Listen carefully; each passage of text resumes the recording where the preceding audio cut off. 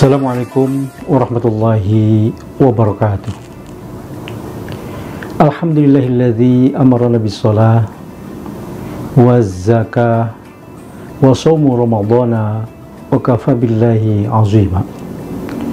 Asyhadu an la ilaha illallah wahdahu la syarika lah wa asyhadu anna sayyidina Muhammadan abduhu wa rasuluhul mustafa.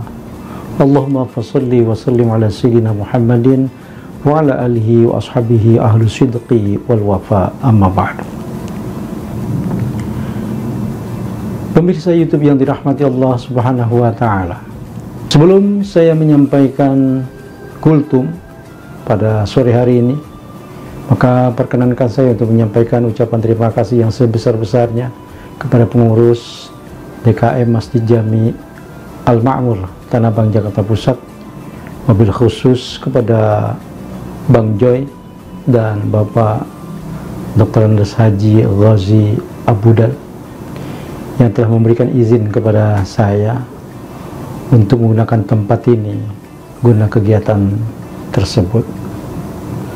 Saya hanya bisa menyampaikan ucapan terima kasih. Jazakumullahu khairan katsiran wa khairul jaza. Pemirsa YouTube yang dirahmati Allah Subhanahu wa taala, di dalam Al-Quran banyak sekali ayat-ayat yang mendorong manusia agar hidup bahagia. Misalnya bisa kita lihat di dalam surat Al-Hajj ayat 77, itu yang berbunyi a'udzubillahi minasyaitonirrajim, ya ayyuhalladzina amanu rka'u wasjudu. Wahai orang-orang yang beriman, rukuklah kamu dan sujudlah kamu. Wa'budu rabbakum, dan sembahlah Tuhanmu. Waf'alul khair, dan berbuat baiklah kamu. La'alakum tuflihun, agar kamu bahagia. Kemudian bisa juga kita lihat dalam surat Al-Jumu'ah ayat 10. Faiza qudiyatis shalah fantashiru fil ardh. Jika kamu telah selesai menunaikan ibadah sholat, maka bertebaranlah kamu di atas muka bumi. Wabtaghu min fadlillah, dan carilah karunia Allah. Wazkurullaha katsiran, dan berzikirlah kepada Allah sebanyak-banyaknya. La'allakum tuflihun, agar kamu berbahagia. Dan masih banyak lagi ayat-ayat yang lain yang senada dengan itu, yang intinya mendorong manusia agar bisa hidup bahagia. Pemirsa, di sisi lain, tidak jarang kita jumpai hal-hal dalam kehidupan ini yang bisa merebut dan merenggut kebahagiaan yang sedang kita rasakan. Misalnya musibah, penderitaan, kesulitan, dan lain-lain.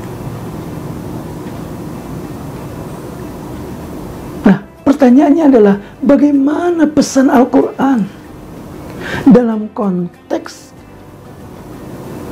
menghadapi hal-hal yang bisa merebut dan merenggut kebahagiaan yang sedang kita rasakan itu.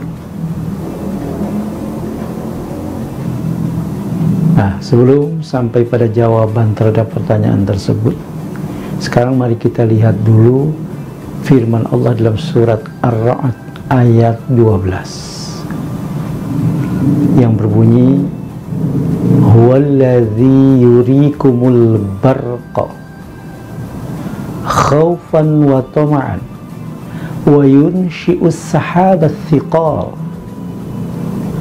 Dialah Allah yang memperlihatkan kilat kepada kamu, yang dapat menimbulkan rasa takut dan juga dapat menimbulkan harapan.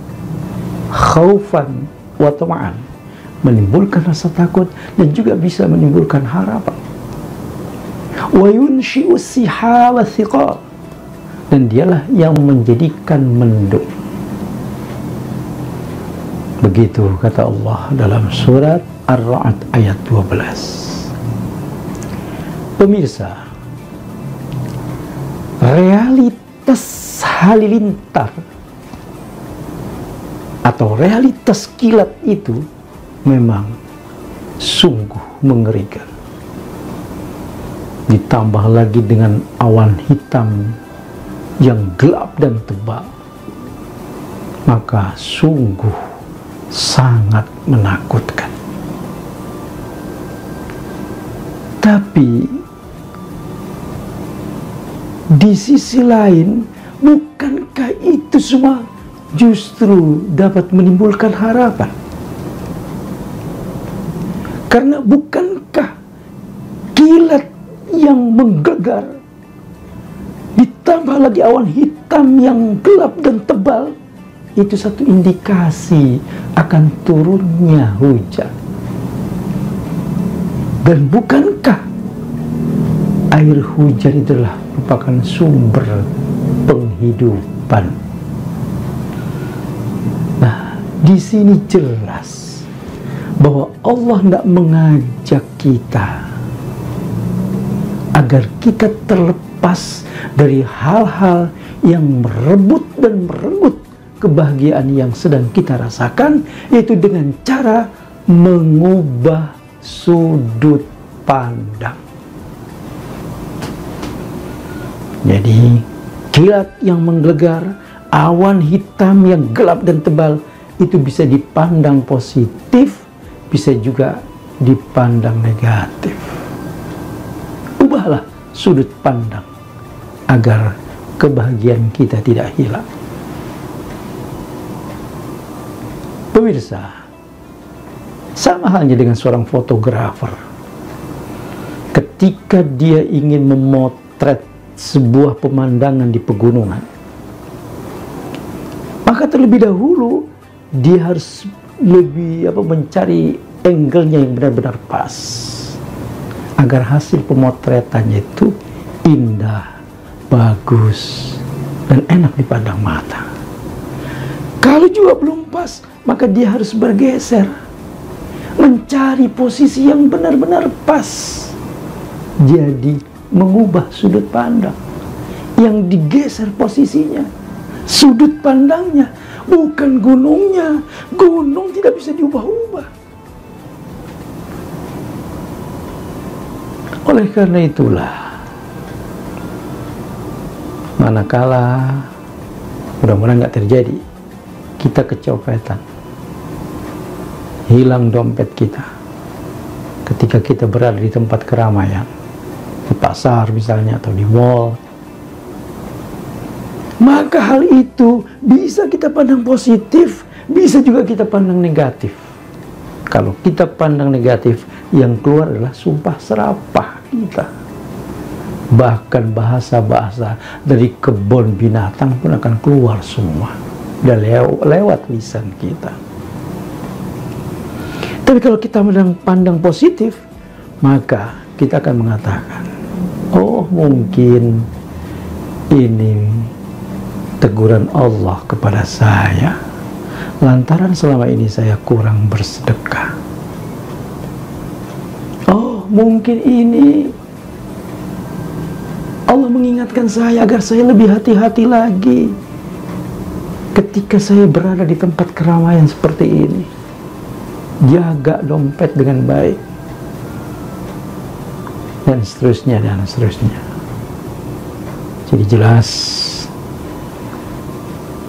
agar kebahagiaan kita tidak direbut, tidak direnggut, tidak disandra, tidak dirampas oleh hal-hal yang bisa membuat kebahagiaan kita sirna, maka ubahlah sudut pandang. Mudah-mudahan kultum yang saya sampaikan ada manfaatnya. Kurang lebihnya mohon dimaafkan. Billahi taufiq.